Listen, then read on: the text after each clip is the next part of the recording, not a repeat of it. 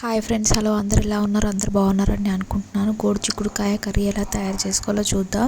ఒక గిన్నె పెట్టుకొని గిన్నెలో ఆయిల్ పోసుకొని ఆయిల్ హీట్ అయ్యాక ఆనియన్, మిర్చి వేసుకోవాలి. వేసుకున్నాక అవి బాగా వేగాలి. బాగా వేగిన తర్వాత ఫస్ట్ ఇవి వేసుకునే ముందు గోరుచిక్కుడుకాయలు అనేది వాటర్ పోసుకొని ఉడకబెట్టుకొని పక్కన పెట్టుకోవాలి. గోరుచిక్కుడుకాయలు ఇప్పుడు ఈ ఉడికిన పచ్చిమిర్చి, ఉల్లిపాయ దాంట్లో పసుపు వేసుకొని మంచిగా కలుపుకోవాలి. ఇవి వేగాక ఇందాక మనం గోరుచిక్కుడుకాయలు ఉడకబెట్టుకొని పక్కన పెట్టుకున్నాం కదా, ఆ గోరుచిక్కుడుకాయలు తీసుకొని ఇందులో వేసేయాలి. ఇప్పుడు ముందుగానే గోరుచిక్కుడుకాయలు అనేది ఉడకబెట్టుకొని పక్కన పెట్టుకోవాలి. ఉడికి పక్కన పెట్టుకున్నాయి అవి తీసుకొని గోరుచిక్కుడుకాయలు ఇందులో వేసుకోవాలి. ఇందులో వేసుకొని మంచిగా కలుపుకోవాలి.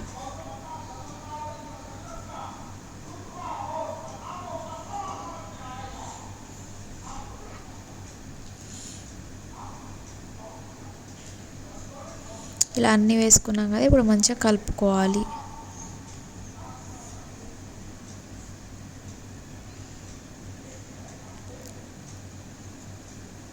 ఇలా మంచిగా కలుపుకున్నాం కదా, కొంచెం ఉడికిన తర్వాత తగినంత సాల్ట్, తగినంత కారం,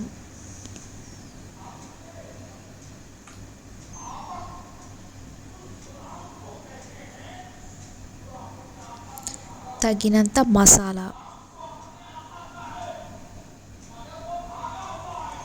వేసుకొని మంచిగా కలుపుకోవాలి.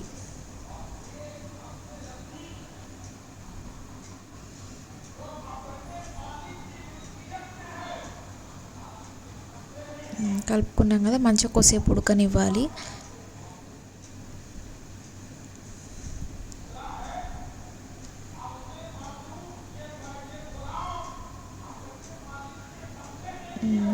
కొద్దిసేపు ఉడికినాక ఈ కర్రీ అనేది రెడీ అయిపోయిందండి.